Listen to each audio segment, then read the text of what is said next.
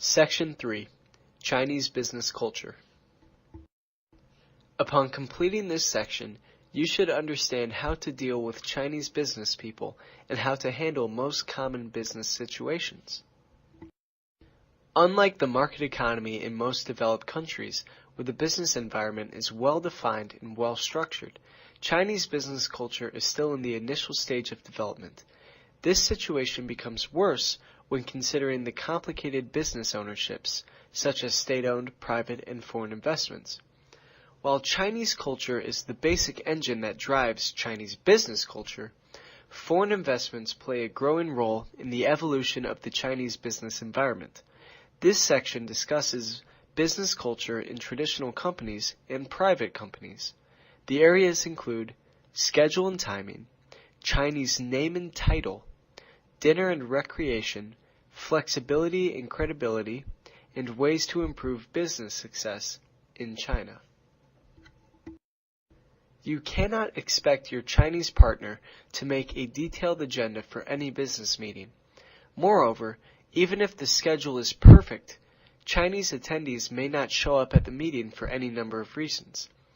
The most likely reason for this situation is that there are simply too many uncertainties in Chinese business environments. You should always prepare for the unexpected, such as traffic jams and scheduling conflicts. A cell phone is definitely helpful in handling these uncertainties. Some people have reckoned that the uncertainty in the business environment is one of the reasons for the rapid development of China Mobile. An important part of business activities is greeting one another. Contrary to the common practice in the United States, Chinese office workers usually do not call colleagues at higher levels by their first names, even if there is no direct hierarchical relationship. Most commonly, subordinates call their manager by his last name plus his title. For example, a manager with the last name of Chen is usually called Chen Jingli, where Jingli is the Chinese name for manager. In addition, the head of a branch or a company, the general manager in the United States, is called by her last name plus Zong. On the other hand, superiors can call their subordinates by their first names. Due to the complicated hierarchical structure for names and titles, and the awkward pronunciation of Chinese names, many Westerners feel uncomfortable in their business communications. Fortunately, since the open and reform policy, the Chinese are more open with their names. One popular way for better communication is to give themselves an English name. Though no one has conducted a survey to determine how prevalent the practice is, younger Chinese business people usually have English names.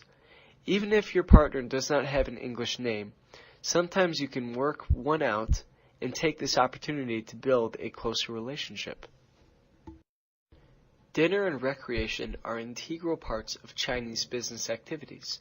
Chinese business people tend to make friends with one another before discussing business. This practice is especially popular in state-owned companies. Dinner is a way to make friends. During dinner, it is normal for the host to serve food to you. Karaoke or massage is common for after-dinner recreation.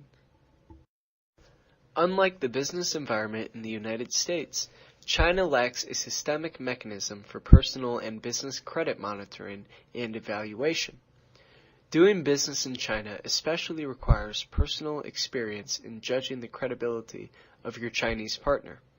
In addition to the evolving credit system, state-owned companies also face government intervention during negotiations. One way to solve this problem is to invite government officers to join the negotiation. Furthermore, you should always monitor the progress of your Chinese partners during implementation to ensure that they are heading in the agreed-upon direction. Besides the analysis of Chinese business culture, there are a few ways to improve your success while doing business in China. The Chinese value the formality of exchanging business cards. When exchanging business cards, Chinese business people often present theirs with both hands. To be courteous, you should receive business cards with both hands. Never put away the card immediately. Rather, Place the card somewhere you can always see it to show that you are interested in doing business with them. Make sure you have understood their titles. Finally, never, ever write on a Chinese business card. While it may be acceptable in the U.S. to note nicknames, additional contact numbers, or other information directly on the card, this is the height of rudeness in China. In addition, you should present your own card to Chinese business people. You may translate your name and title into Chinese, but keep everything else in English. A printing shop will help you select a Chinese name and print your cards with your new Chinese name and titles written in Chinese characters. If possible, you should carry these in a card case, where you can also safely place the business cards you receive from others. As most Chinese are not fluent in English, and many do not speak the language at all, translators will usually be needed. Therefore, it is important to talk slowly so that your translator can clearly understand you and allow time for your comments to be fully translated before continuing to your next thought. Furthermore, do not use slang. No one in China will be able to understand American slang. Americans expect steady eye contact when talking with people. This is a behavior considered basic and essential in communication. However, Chinese people sometimes view eye contact as a gesture of challenging or defiance. Therefore, a lack of eye contact during the conversation does not mean lack of attention or respect. In this situation, try to concentrate on not making eye contact yourself and continue the discussion.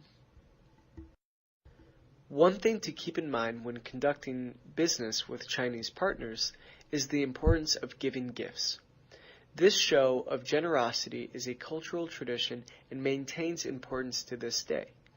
For example, a Chinese boss will treat his employees to dinner both to be generous towards them and to encourage them to continue their hard work. Other popular gifts include red envelopes, or gifts of money wrapped in red paper boxes or envelopes. The wrapping must be first-rate, as the packaging, as well as the gift, is symbolically important. One caution: this tradition could end up as bribery, especially when money is involved. Therefore, gift giving can be a very delicate situation. Do not take a Chinese saying yes, okay, or next time as a literal affirmation. The speaker may just want to be courteous. In order to judge whether or not someone actually agrees with you, ask for confirmation in a very clear sentence immediately, or wait and ask for confirmation the next day. By now, you should understand basic aspects of the business environment in China, such as respecting the business card, giving gifts, recognizing the special meanings of numbers, and not making much eye contact.